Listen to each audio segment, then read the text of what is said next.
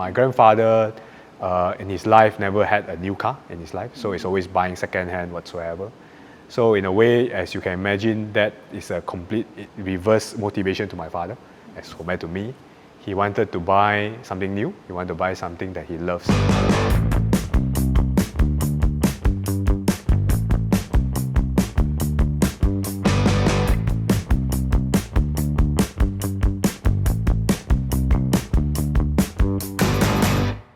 My name is TJ Chin. We are in my museum. This is called JPM Museum. JPM Museum is a place that we store the family cars and bikes. The museum is not our job. Our job is to pay for the museum. So we are doing other business to pay for the museum. So we are in a few industry. We are in the industry of information technology. We are in the industry for property development. We are also in the industry for some automotive work, more on restoration and so on. We have some fintechs and so on. So those are the things that we do. The family, the father, in my side, my father has been following cars since he was a teenager. He fell in love with a car called the 240Z, which of today is a very high value collection item. And I think that's the reason why he fell in love. The car looks fantastic. Every automotive guys, the automotive is like a family member. Some say their wife, some say their girlfriend. Every automotive guy will keep pride in keeping their vehicles clean and tidy. A couple of years when my father had some success in life, I was 17 years old when I started racing. So at 17 years old, we started to get into the idea of automotive, purely from the racing side. So like any kids around that age of mine, you will be influenced by a series called animation series called Initial D. You'll be looking at PlayStation, Gran Turismo. You'll be playing of all these kind of things that deepen our interest in cars. Since then, we've started to deep dive into car design, how it works mechanically, electrically, how it drives and so on. So that's how the interest took shape and lasts until today. We learned how to drive in one of the car down there, which is a Mazda Auto Zem, Japanese K car, manual, racing clutch, difficult car to learn. Nevertheless, that was our foundation of driving. And I think I recall when I first started to drive, it was actually a national car, a Proton that have a manual gearbox that I think I drove for 6 months to a year. The father gave me a Alpha 147. Then after I got myself into racing, accident happened a lot less. So I just drive anything that was in the family. Could be a Japanese car, could be a German car, doesn't matter. So we drove that. It only took a long time after that I finally got myself a Nissan GTR, a 35, that I bought on my own to enjoy it. Then every now and then I will try to look at something else to buy, and as usual, before I buy it, the car is already in the house. So that's a bit of a challenge there, but it's I suppose for the better. In a way, so that's when it comes to the car purchasing or the car experience, that's the story of it. Other than the initial planting of this interest of cars by the 240Z, since then, he took it upon himself to wanting to own a car that he's liking. So the family started off with a bit of a humble background. My grandfather in his life never had a new car in his life, so he's always buying second-hand whatsoever. So in a way, as you can imagine, that is a complete reverse motivation to my father as compared to me. He wanted to buy something new, he wanted to buy something that he loves. So the 240Z was a seed, planting of a seed, but no one had the chance to buy a new car unless, like me, with privilege, that he had that. So what happened to him was that when he had the chance to do so in his teenager years, he started to buy bikes. And then from bikes, when he studied in UK, he started to buy four-wheel vehicles, cars.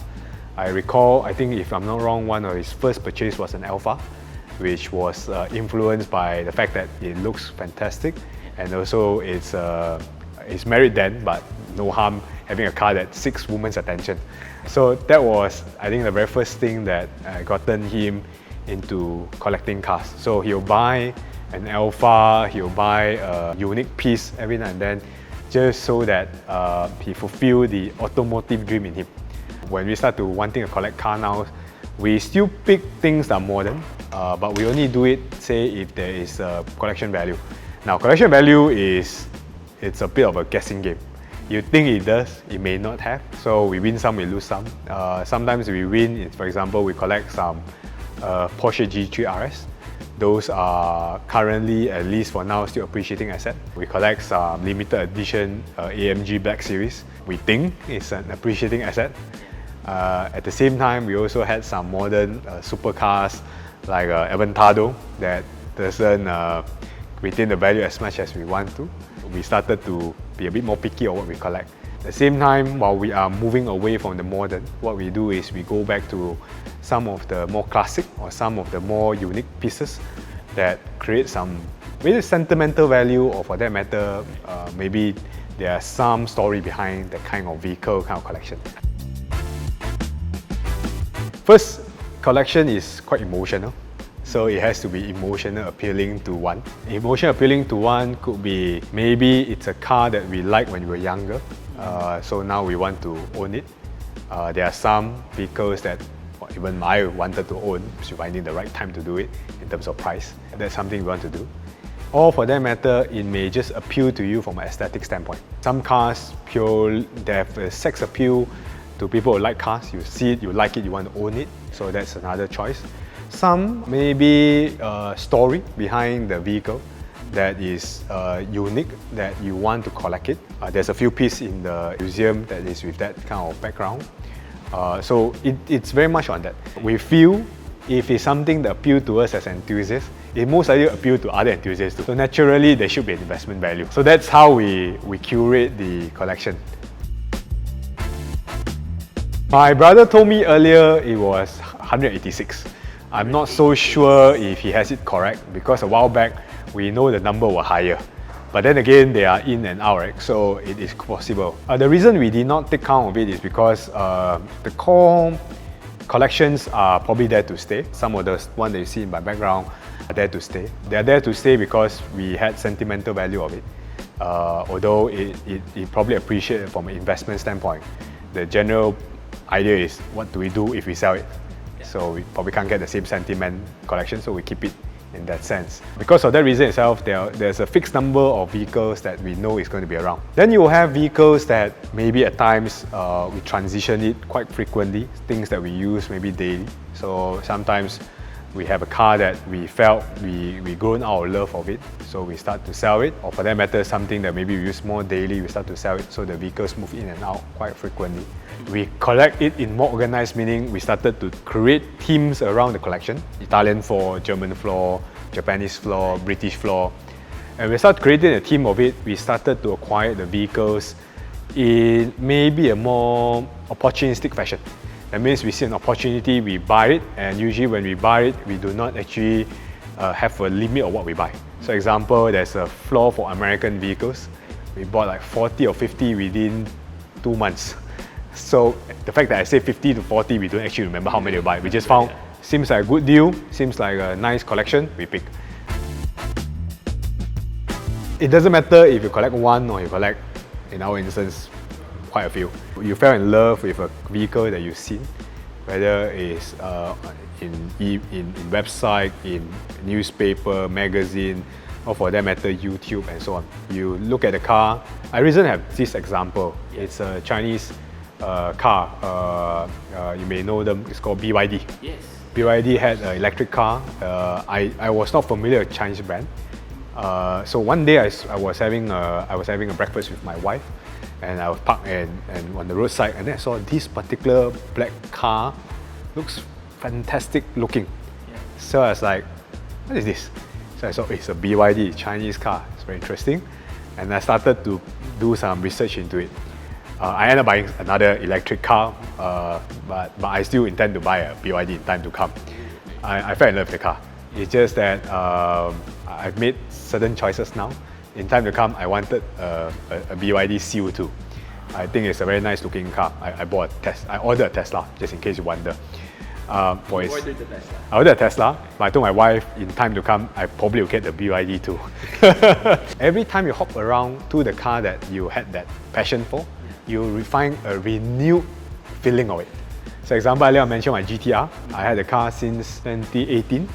And like I shared the example, for the first maybe a year of ownership, you drive it quite frequently, and then you start doing little things onto it.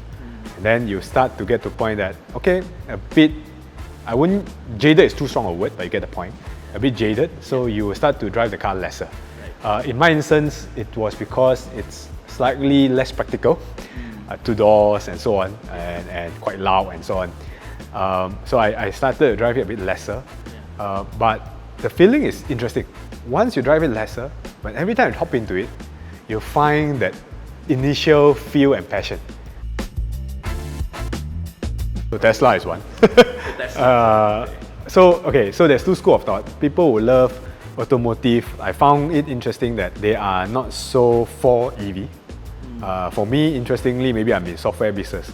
I'm actually quite supportive of the EV cars, but the challenge with EVs is, you see the price of EV have come down quite a lot.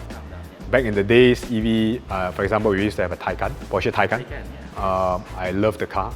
I think it's one of the closest experience to Bugatti. And then we sold it just before the price starting to drop. The only thing I have to give in to the critics of EV car is the value retention at this point in time is still not there. So in a sense, if you're purchasing it as an investment or something to keep, it may be a bit of a challenge. But to me, I feel some of the brands have come to a price point where it's a bit more stable. So those are the reason why I feel that in time to come, I may be able to collect a few more, or maybe when the market has matured, they will have an idea how the replacement of those cars will be. I suppose in like any dynamics of human relationship, you always have a check and balance. So in most family, I think the general idea is the children wanted the car, the father will be more conservative about it.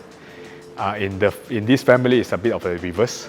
The father is more passionate, the children is more prudent in that sense. But I suppose everything have a phase. My youngest brother, TM, is very passionate in terms of restoring Porsches.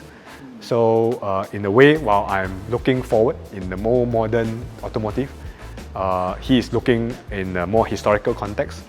And because of that pivot, I'm sure we'll find interesting cars to collect, to restore, to keep into the collection. So in that sense, I don't imagine that we will be ever done with the collection.